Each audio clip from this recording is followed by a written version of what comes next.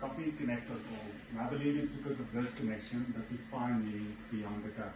But I started wondering what forms and what fuels these connections, and furthermore, what do these connections mean beyond flavor or skill? The answer came to me in 2021 when I visited the Nyeri region of Kenya. Here I met a young, humble farmer by the name of David Mavita. That day, I was watching David while he was teaching neighboring farmers how to pick, sort, and start the complex fermentation process. I asked David what he gained from doing this. He continued sharing, and he wasn't getting paid for it, but these farmers could sell the coffees for 3 times the price. And then he smiled and he said that he doesn't do it for the money. He does it to serve his community. So this moment really shook me to the core, and this is what it dawned on me. That David, that coffee is not about flavor, but it's about creating real and meaningful impact. Let's speak about the processing of David. So, you want to transform the identity of Kenyan coffee. So, what is done is you cook the coffee before peak ripeness. Bright red but not deep. This allowed him to extend the fermentation process.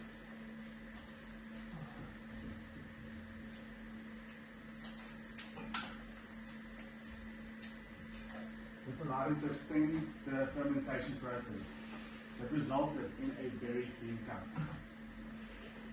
He placed the cherries inside sealed nitrogen flush containers, flushing the cherries every single day. This elevated the sweetness and acidity to really amplify those yellow fruit notes.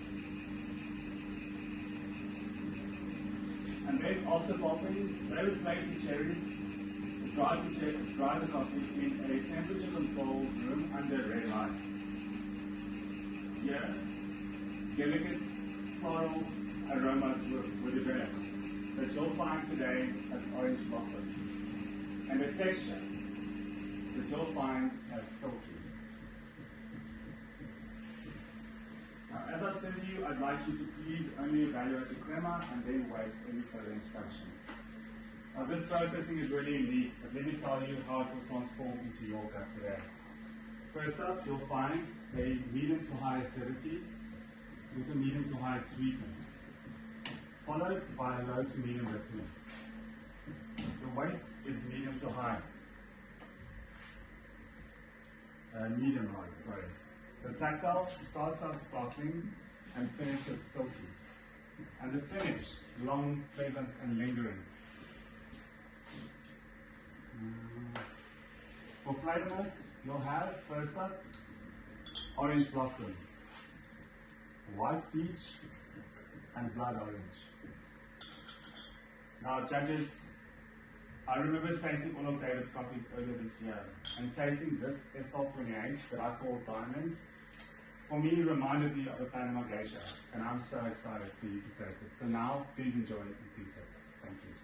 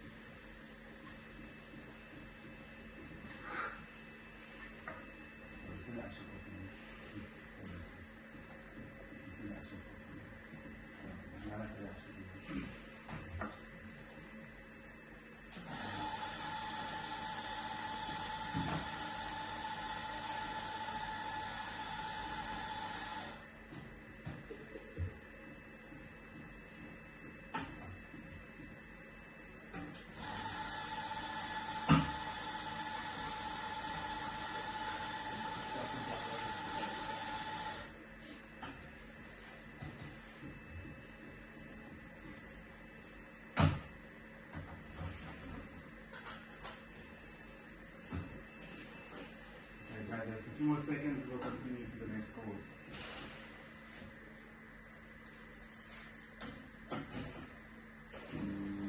Right, now as a Baritha trainer, most of my time is spent with students. But after spending time with David, I realized that teaching is not just passing on skills, it's about impacting people's lives. So, for me, I feel to impact my community, I need to be in proximity with them. So that's why today I want to ask you to please make your way around the station and join me behind the machine. Is that okay? So you can just move around and join me right here. Good. Thank you. Right, you guys are welcome to move around. You can stand right here. Is that okay? Thank you. Welcome. Welcome to my training room. This is where I spend most of my time, learning, practicing, and sharing stories that help us take coffee forward.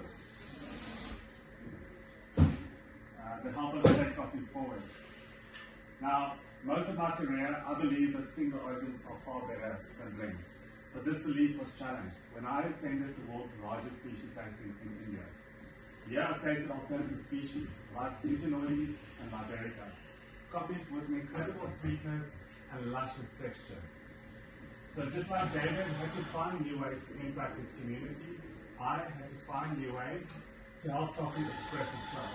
And I'm doing it in the following way. Let me explain. I've made a 50-50 blend with Pigeonoides and Liberica.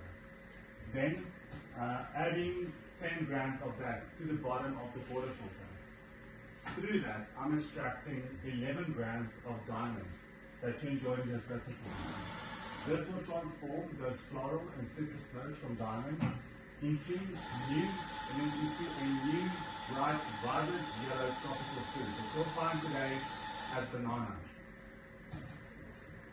I'm using a pulse distribution tool with vibration to help me really balance out these two coffees. Now, to the other side of the machine, you'll see a whiteboard. You'll also see a bean tray. Inside the bean tray, you can look at these various species, Arabica, Liberica, and Pigeonoides. You'll also notice on the whiteboard the recipe with 21 grams in and a yield of 40 grams out. And this is why I found these three coffees to be the most balanced. To it, I'm going to be adding 90 grams of a malt blend, with 60% freeze distilled dairy that will highlight the citrus characteristics provided by diamond, and 40% freeze distilled lactose-free milk that will highlight the texture and the sweetness provided by the Pigeonoides and Liberica blend. In the drinking instructions today, your first sip, I would like you to please drink it from the cup, like you would do normally, like you would usually do. Here you'll find flavor notes of orange and a coating texture. Then for your second sip, I want to challenge you, and this is where I want you, and I'm going to serve you next to the machine today, because in training we drink coffee around the machine. I'm going to ask you to please take the second sip from the straw. Place the straw through the latte art.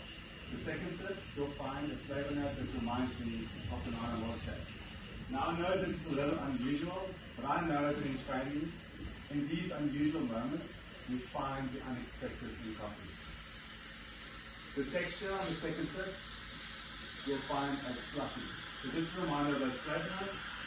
First sip, orange, with a coating texture, and on the second sip, banana milkshake with a fluffy texture.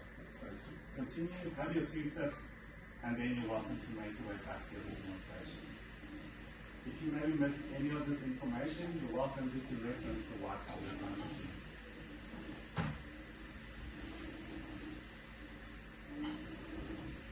Now, while you enjoy this beverage and evaluate it, I hope that you feel the care of David. That you're inspired by the joy or the creativity of blending. And finally, the joy of learning together. As a trainer, nothing excites me more than passing on information and seeing real impact. Enjoy.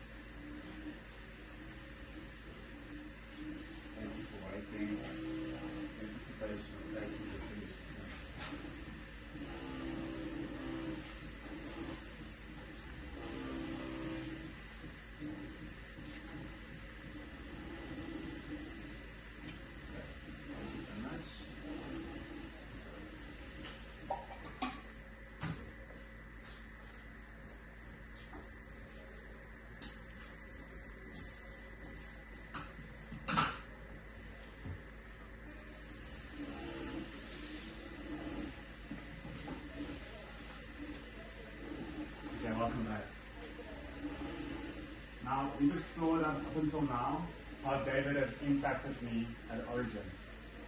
Secondly, how this has shaped my role as a trainer. But there's one more connection that coffee needs for its journey to be complete, and it's the one with the customer. David has taught me that knowledge is only valuable when it's shared in a way that it changes people's lives. So today, I don't want to serve you a drink. I want to serve you an experience intentionally designed to connect us, from David's farm to my training room, and finally to this company. So, I'm starting off with Diamond, which we enjoyed in our special course, with the same recipe. This gives me a base of floral and citrus, but I wanted to transform it into a new experience. So, I'm adding to it 50 grams of a clarified milk punch. I've made this by infusing milk with chrysanthemum flowers, allspice, and palo santo. The chrysanthemum will highlight the top floral notes provided by Diamond.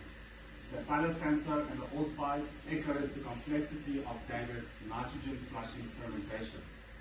This will give me a buttery texture and flavor notes of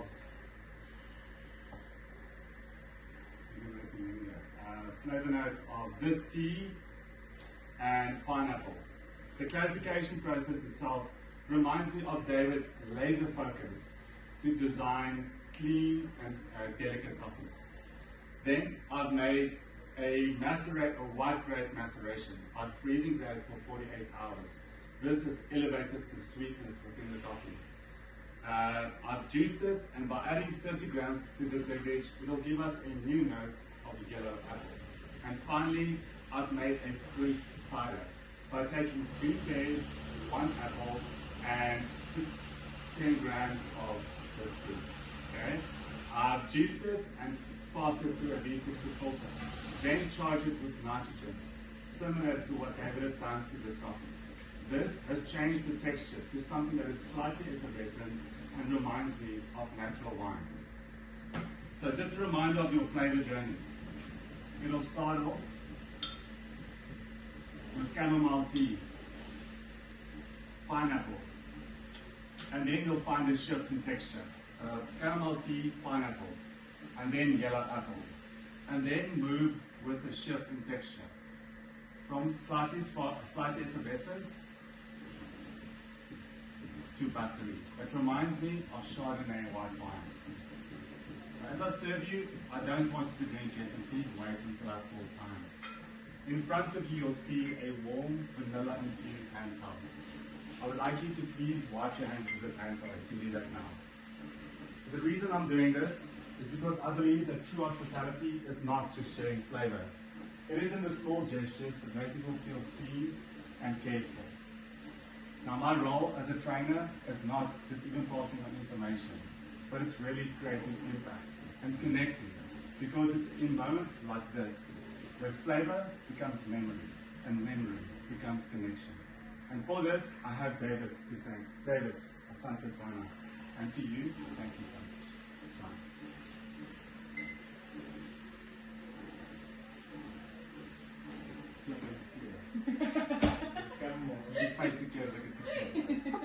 My flavor is dull. Ek het daar het woord gemaak het, dit het genoem. Met 'n kosie so.